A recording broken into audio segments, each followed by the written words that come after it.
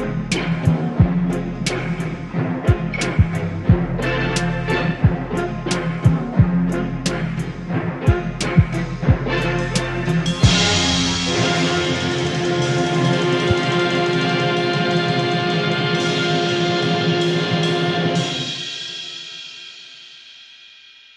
I'm Brandon Roper. And I'm Otis Roper. And we are the Super Roper Bros. It's good to be back, everybody. Yes, it is. Yeah. Ladies and gentlemen, we took a while there because my entire family basically caught COVID. Don't worry, we're all fine. We're okay. You know, everybody made it through all right. It just had a lot of sickness, and so we quarantined ourselves to make sure that we were keeping everybody else that we love safe. And it's all over now. So here we are, back with this new review for Thor Love and Thunder. Yeah, I just went to Chicago. My story was entirely less eventful. Kids, get your popcorn now. Let me tell you the story of the space Viking, Thor Odinson.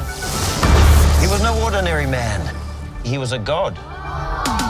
Thor Love and Thunder Starring starring Chris Hemsworth, Natalie Portman, Taika Watiti, and Taika Watiti. And before I give him any grief, let me tell you what, we literally had to look up how to pronounce his name correctly. There should be a link in the description below so the rest of the world knows how to do this. Yeah.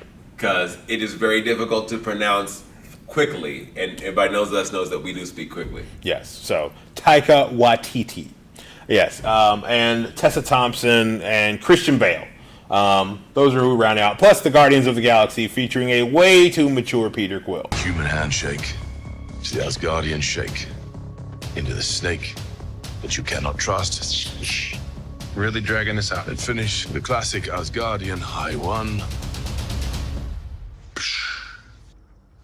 Russell Crowe is in this movie as Zeus, as a cameo. The Guardians of the Galaxy are in this movie too as a cameo.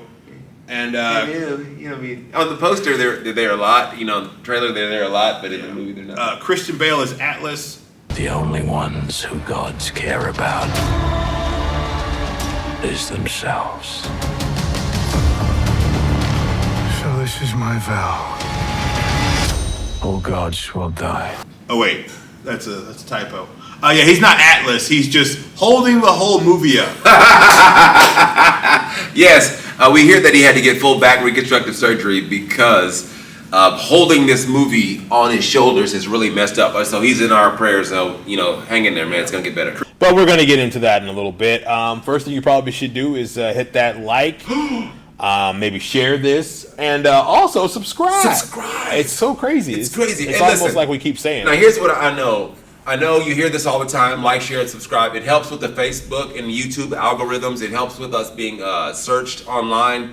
It also makes it so that the feed pops up more in what people are searching. So our success is directly related to a lot of what you guys are doing out there with your help and love. And we appreciate you and love you so much. Thank you for that. So if you haven't hit it by now, at the end of that speech, you're just a hater. Yes. Hit that button. It's okay. Jesus had 12, and one of them was a ooh.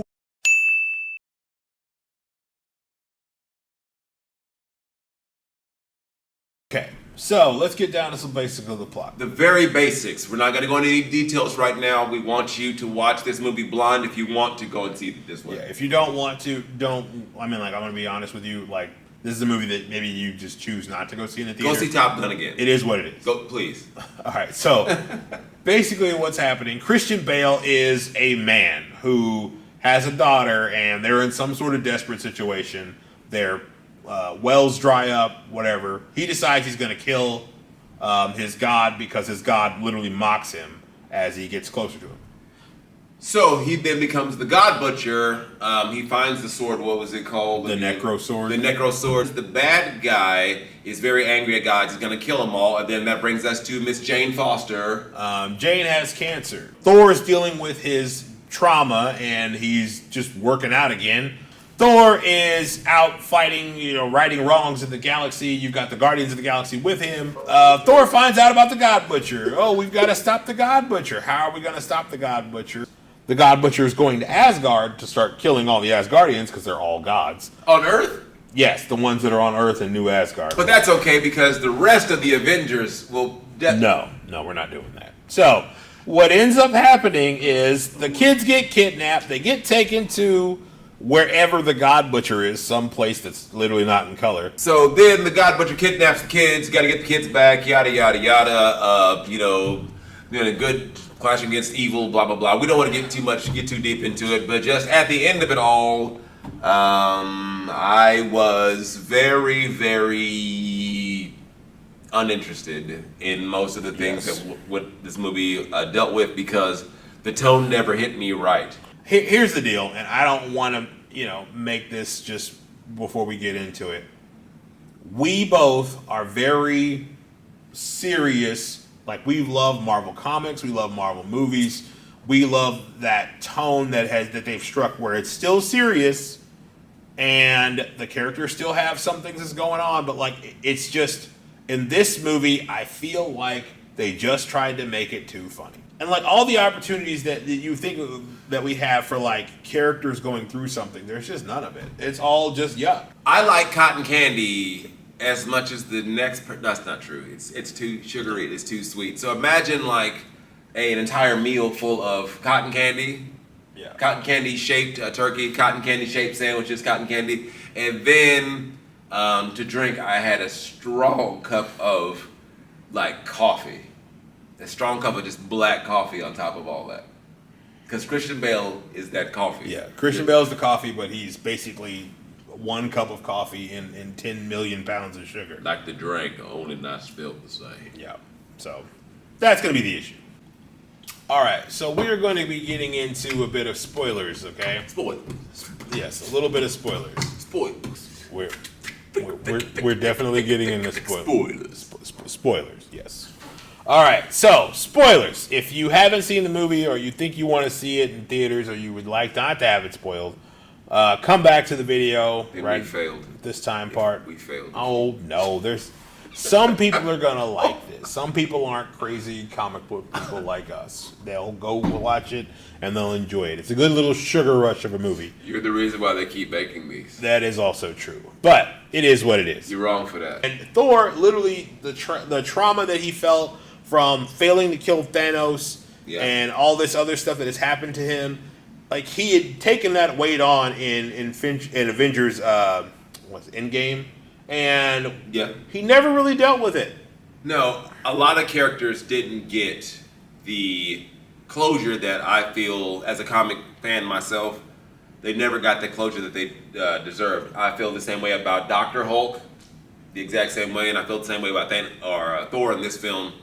He got the exact same thing. What happens after he gets becomes the God Butcher? Once he, I'm sure we see plenty of gods being butchered, right? No. In fact, we don't see Christian Bale again for another hour almost of the movie. So what ends up happening is you get Thor, who's gone through all the stuff. He loses weight. You've got Taika Watiti narrating he's working out and he's getting his bod back. And so basically he goes through all that, and then at the end of it, he's, almost a joke, fighting some horrible force of space people that have taken over this religious shrine to this other group of people.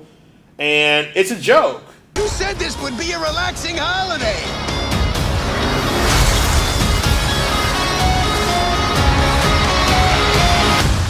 I said it was going to be like a relaxing holiday. And you've got the Guardians of the Galaxy there, and Peter Quill basically sons Thor. He literally is puts on the corncob pipe and the old glasses, and he pulls up sitting down with the black socks. Stop it right now. So you mean to tell me the most immature of the Guardians of the Galaxy, the most immature superhero in the entire MCU, has to guide a demigod, 900 years old, at least 900 years old guy, about what to do the right thing? Yes. Thor should be so disconnected from mortal people. It should be, but he's a joke. It's just a joke now. Or Thor should have just been like, "Hey, didn't you punch him until we all lost?" No, you didn't. No, you didn't. Stop. It's coming. I got it. Yeah, So what I'm trying to say is, putting all of the MCU together with this is why this doesn't work. It's why it doesn't feel like it works as well for me. But then, what about the bad guys themselves? What are we up against dealing with? And I mean, like, what's at stake here? Well, let's see. So Dr. Jane Foster. Totally memorable. Yeah. Yeah, whatever. She ends up, basically, she has cancer. And it's not funny at all. But we're going to play for laughs but anyway. It's in this movie where everybody's joking about everything, so that's whatever. Jane has cancer. Jane is dying. Then Jane randomly goes to Asgard, New Asgard, and finds the ruins or the pieces of Mjolnir. Mm-hmm. And the day before, Thor is coming back, by the way. Yes. Convenience. Yes. And just Mjolnir starts sparking. It starts, levitating. All the clouds come, and she randomly gets the powers of Thor. Also, they had this completely off-screen retconned romance time that we never got to see, where Thor was just hanging out with her and talking to the hammer and telling it to protect her. That's why she gets his power. I don't have a problem with the Jane Foster storyline. My problem is you can't put something this serious in your movie where basically you've got Thor playing the part of Groucho Marx. Oh, you didn't think I was a real detective, eh? If you're a detective, I'm a monkey's uncle. Keep your family out of this. Oh, please. $9.40? This is an outrage. If I were you, I wouldn't pay it.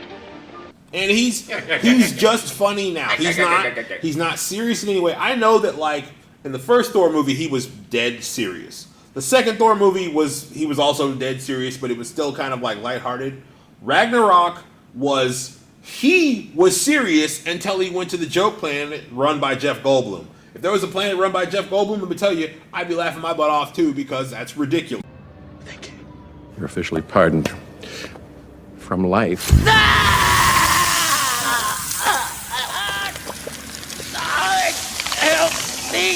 Oh my God! I'm stepping in it. Look. Wow. So that all made sense. Ragnarok really works because the tone made sense. It all followed.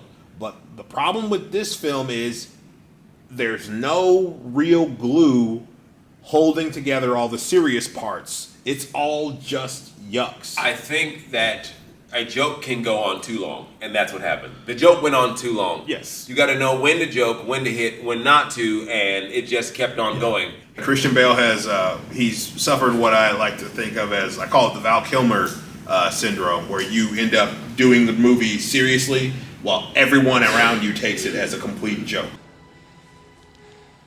So you're willing to take a life? As long as it's Two-Face. Then it will happen this way. You make the kill. But your pain doesn't die with Harvey, it grows. So you run out into the night to find another face. And another. And another. Until one terrible morning you wake up and realize that revenge has become your whole life. And you won't know why. Twig or tweet!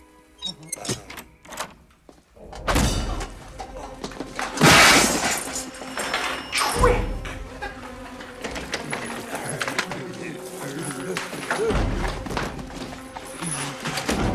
Remember the plan. Seize and capture. No killing. That goes double for you.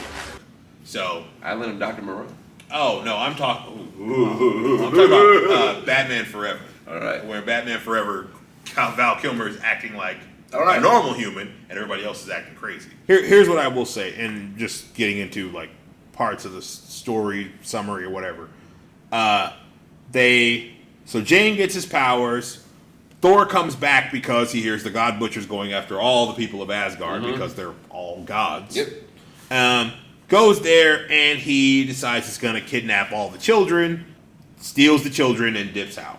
Okay, that's the plot. We got to get the children back. So they then decide to journey to Olympus, or did they even say Olympus? I don't know. They went to some place to look for Zeus and figure out if they could get allies because they needed help from other gods. This is the thing. They needed help from other gods, and they don't get any. No. But they don't get the help of the gods, and the children they end up helping Thor at the end because now Thor can just give his powers to whoever. That would have been super duper convenient. How many movies ago? How many movies ago? 5 or 6. 5 or 6 movies ago. Infinity War. So you can just give people the powers. You can just do that. Imagine all of Iman Bay with Thor's powers. Man.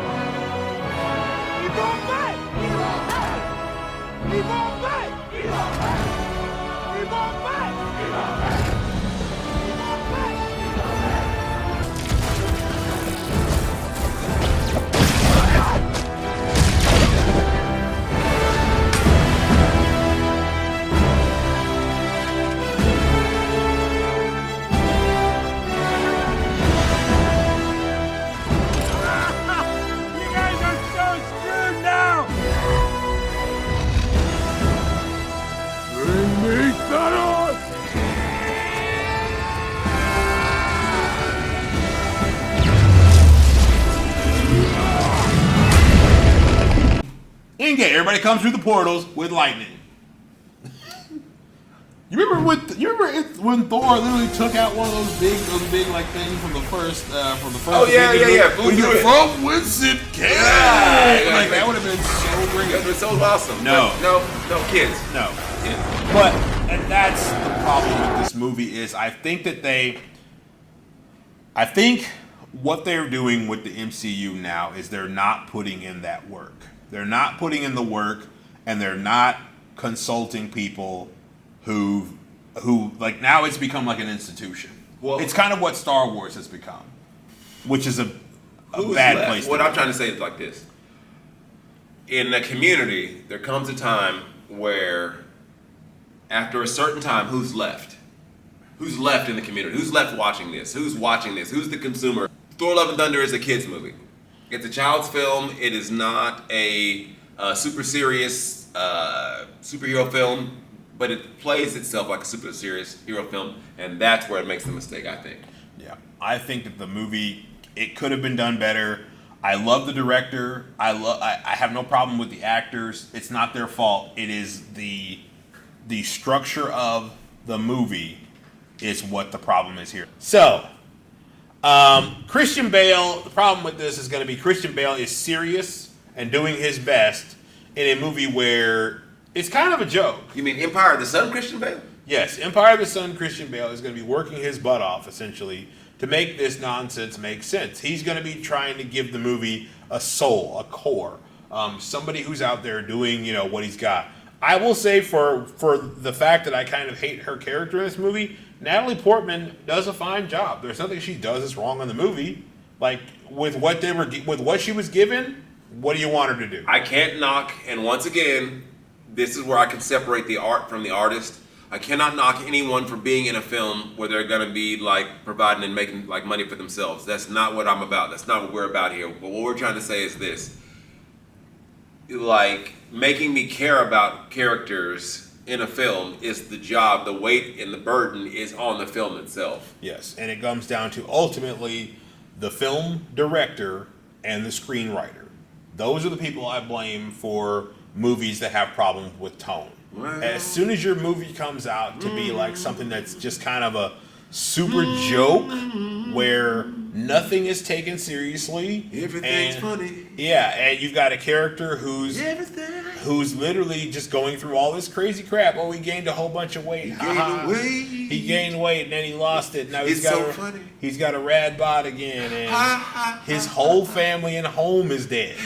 His family's dead. I mean, this is. We are. You see how that doesn't work?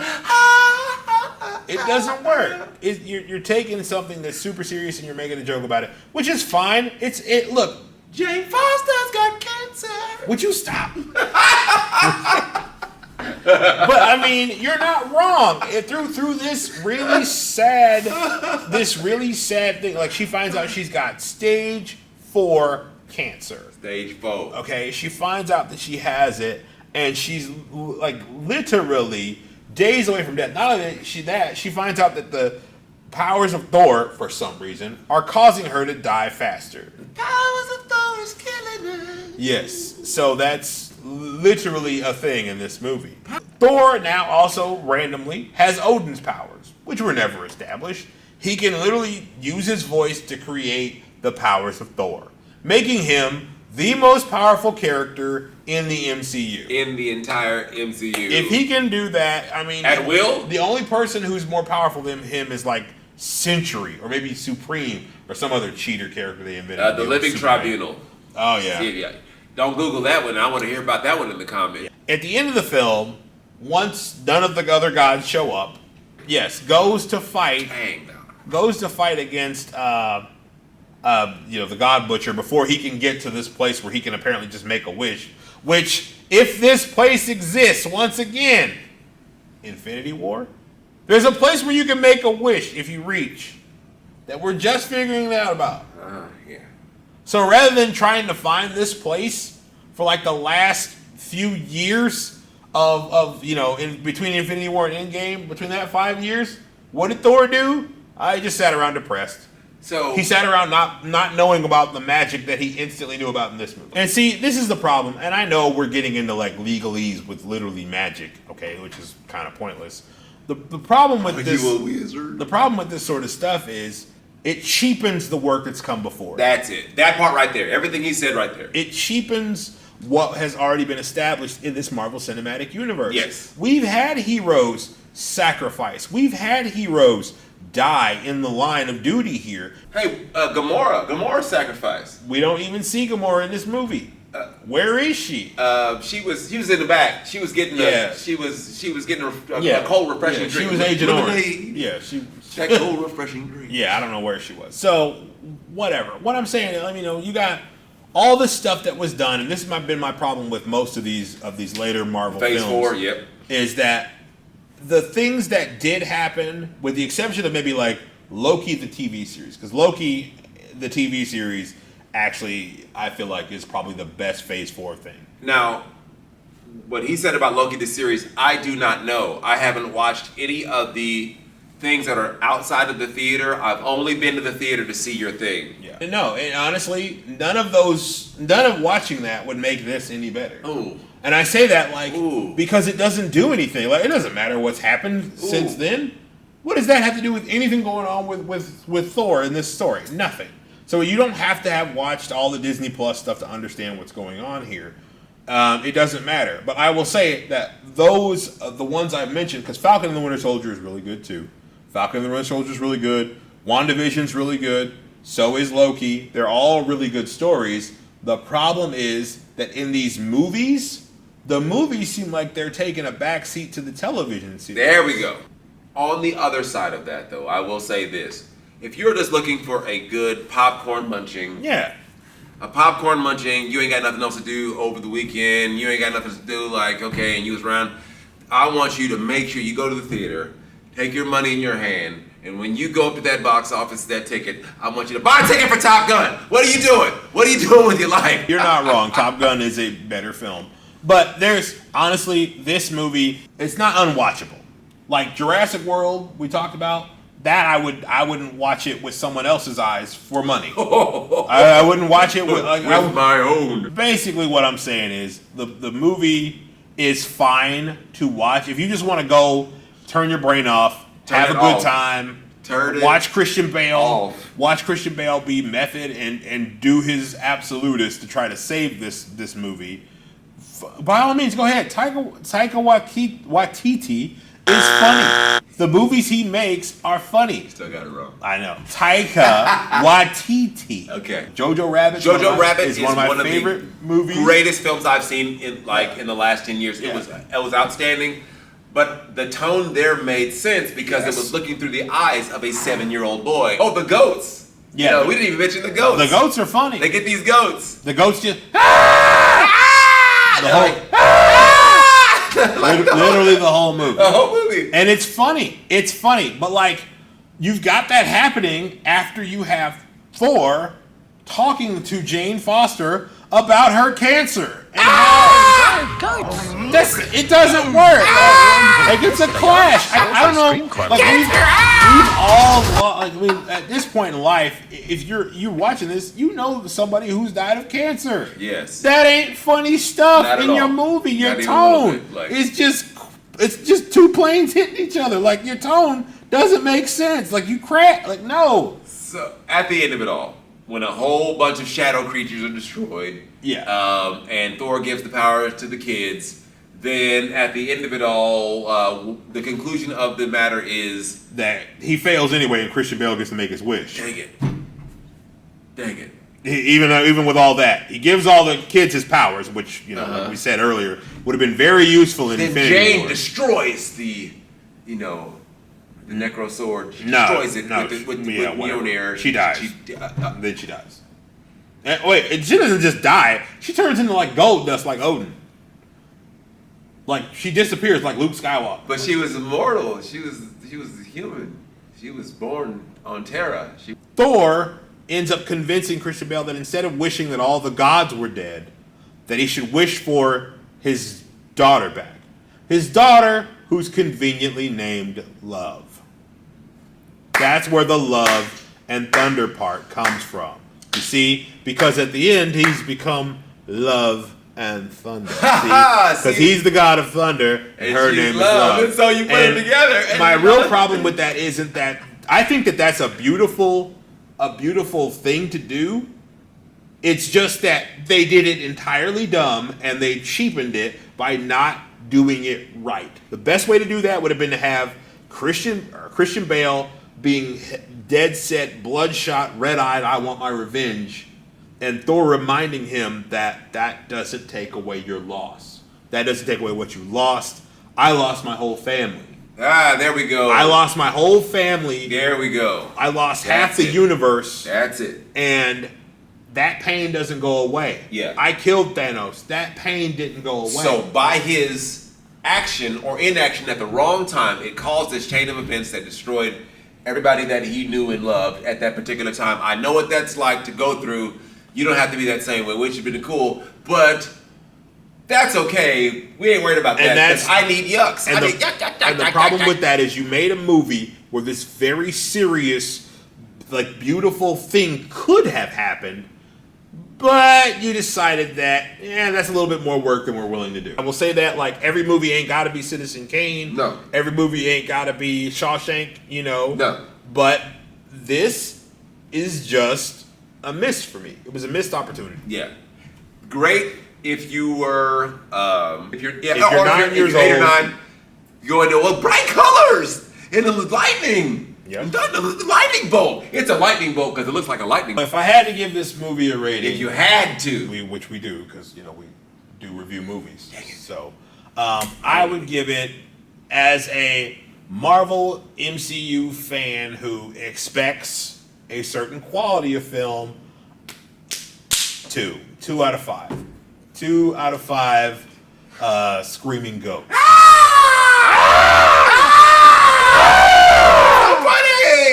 Literally the whole movie. Anyway. But as a person watching a movie, you're just doing it. You want some entertainment. You don't care as much. 3 holy lightnings. Holy lightning strikes all that's evil. Teaching us to love, for goodness sake. Where's that from? I need somebody in the comments to get down there. There's some people out there who know. Let's see. So that's gonna be my rating. 3. Hear the music of love eternal. Did you know we're nerds? Thank you, everybody, for tuning in, for watching this. If you haven't already liked, shared, subscribed, please do so. Please do. Thank you so much for tuning in with us. We love doing this for you. We love being here for you. We also love giving out and selling that sweet merch. Yeah. So if you haven't gotten one yet, hold on, it's so pretty. It's so pretty. Yeah. If you haven't gotten one yet, behold, we are selling these. Just hit us up on our Facebook page and our Messenger app. Just let us know what you need, and we'll try to get it to you. But we're going to make sure that we get our product to you. So if you send it in an order for that, we're going to try to make sure we get it to you next week. I am going to be doing that personally. So please message us. Please let us know. Thank you so much for your support, your love. We love you so much. Like, share, subscribe. Please do it. It really does help us out. It really does. Every time you guys, share a post, like a post, comment on a post, whatever, that's what we're doing. And if you've already gotten some merch, once again, take pictures, put it on our Facebook page. Let us know. We'll just love to see it. And if you don't keep the stickers for yourself, fine. I've been asking people to put them in interesting places around the area and take pictures of them and put them on our Facebook post so that we can see the weirdest places that the Super Rupp Brothers end up. Yeah. Don't get in trouble with the law, though. We're not endorsing that. I've left a few of them in Chicago. Just 2. All right. So once again, I am Otis Roper. And I'm Brandon Roper. And we are still the Super Roper Brothers.